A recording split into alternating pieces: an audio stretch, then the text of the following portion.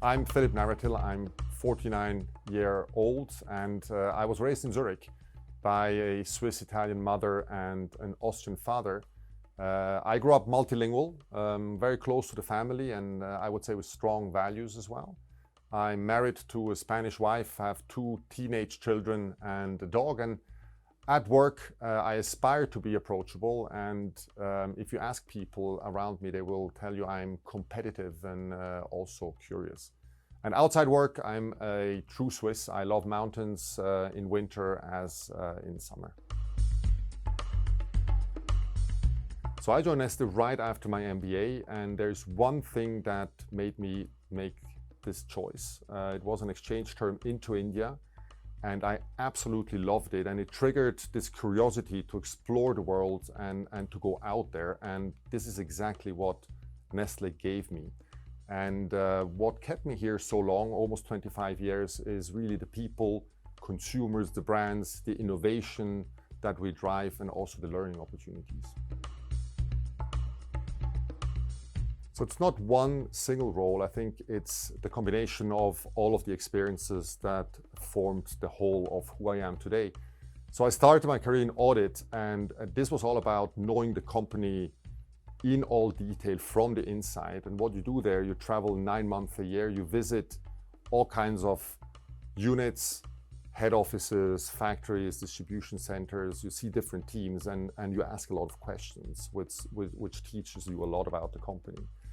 Then I had the opportunity to go to Panama, and really there I learned to be a salesperson and a marketer. And I really discovered that the commercial side of the business is what I love, I enjoyed most, and what actually I was quite good at. And then I had the opportunity to go to Honduras, where it was about running a diverse business across categories, so pet food, food, nutrition, milk powder, but all of that in a very complex environment, including leading the business through a coup d'etat. Definitely taught me resilience and seeing the opportunity while understanding and mitigating all the risks that come with it. And balancing these allowed me to be bold in my choices. And then maybe as an addition, going there with a 4-month-old also taught me that the family was definitely up to the adventure too. So seeking out those challenges and the opportunities that come has been the red thread in my career ever since. I would mention 2. The first one is leading the turnaround of Nescafé in Mexico. And Nescafé in Mexico is the largest Nescafé business globally that we have by volume, and needless to say, it's a big profit pool as well.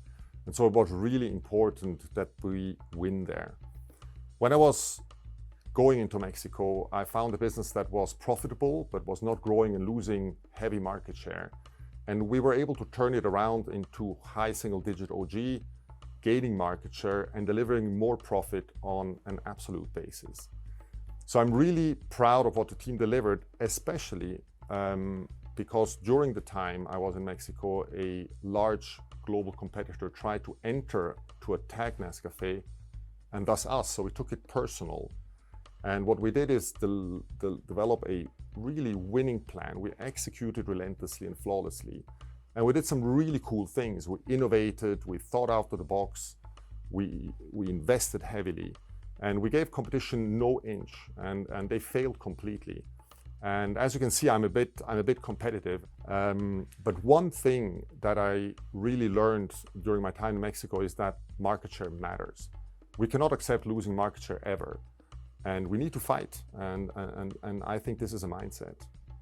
And the second thing I would mention where I'm really proud is how we launched Starbucks worldwide. So we did 93 markets in record time. And maybe that doesn't sound so exciting, but what we did is just brilliant, consistent execution at speed, which made it all a huge success. So what we were able to do is to get people putting energy into executing brilliantly and consistently rather than everyone doing their own thing. And I think Nestlé needs to get some competitiveness back, and we need to take pride in executing flawlessly as a company and as a team. So Nespresso is really a metaphor for the company in many ways. So we have an amazing brand, incredible product, very strong expertise, big structural growth opportunities, and also fierce competition. So what we have done at Nespresso really mirrors the strategy for the group. We have innovated, we worked on marketing rejuvenation, really making the product and the communication relevant to a younger consumer. We simplified, we took cost out and injected a strong sense of urgency and most importantly, focus to do less but bigger things. We also worked on rigorous asset allocation, not giving the same target to everyone and not giving the same investment to all.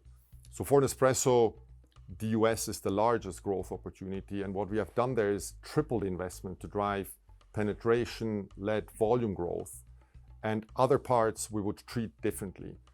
And we took out substantial cost out of the whole company, something that has never done before at Nespresso, which was a huge cultural change.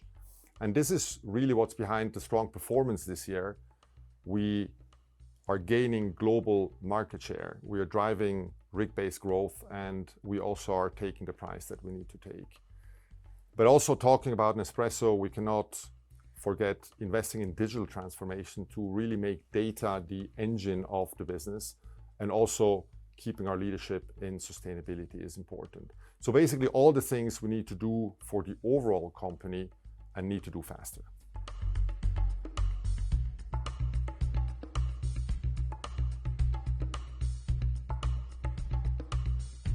So driving RIG-led growth is the top priority.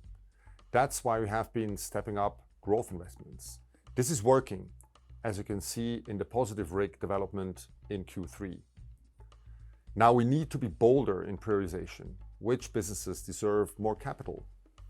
We will look at everything, ensure we are allocating capital in a rational, data-based, and unbiased way, with rigorous prioritization in place, with a need to invest much more in a scaled way. This means continuing to create additional resources and further step up our investment behind these biggest opportunities. And rigorous prioritization with bold scaled investment is the way we will accelerate growth. I am personally very focused on driving innovation, and it's a priority. It's a priority when I was leading coffee in the SBU, and what we did there, we built a multi-generational winning pipeline with deep consumer insight. And in fact, the Nescafé espresso concentrate that we're scaling right now comes out of this pipeline. So what we have at Nestlé, I believe, is a great foundation in the unrivaled strength of our science and technology and R&D. But I don't think at the same time that the quality of our capabilities around consumer insights and marketing are as good as they could be. This must change. We must improve this, and we need to become best in class. We must be very focused on broadening our scale of innovation as well, which goes far beyond the concept of 6 big bets. So many things are great in Nestlé's culture, but also there are some areas that we need to drive change. We have had a culture, for example, where we accept losing market share, and this needs to change. This is not acceptable. And part of that change is also in ways of working. So I believe in speed over perfection, in collaboration over consensus, in courage over comfort, and in learning over knowledge. And that also means that we need to become more data-driven. Last year, we took an important step forward, introducing new KPIs and lead indicators. We now need to be tougher linking compensation to performance. You don't build a performance culture if you have discretion, which means people can still be rewarded for mediocre performance.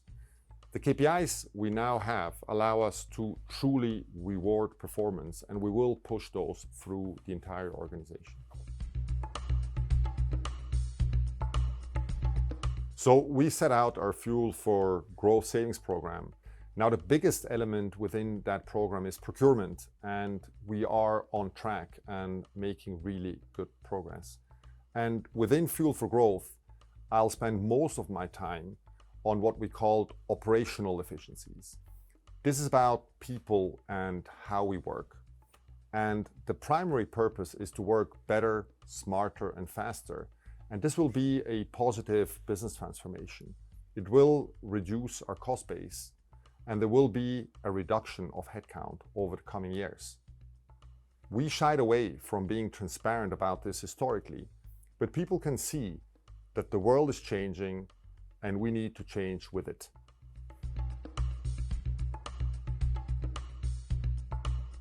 My starting point here is there are very significant benefits to scale. For example, negotiating with customers, innovation capacity, brand recognition and trust, and also access to talent. So we are not coming at portfolio from the perspective of we need a smaller business, but we do need to become a more agile business, and we need to become a winning business. So in that context, I'm going to look at everything. I won't be constrained by preconceived ideas. And my framework for assessing businesses is very similar to what you have heard from Anna. Is this a growth category? Is the returns profile attractive? Are we positioned to win in the category, and are we actually winning? One final word on Waters and mainstream VMS.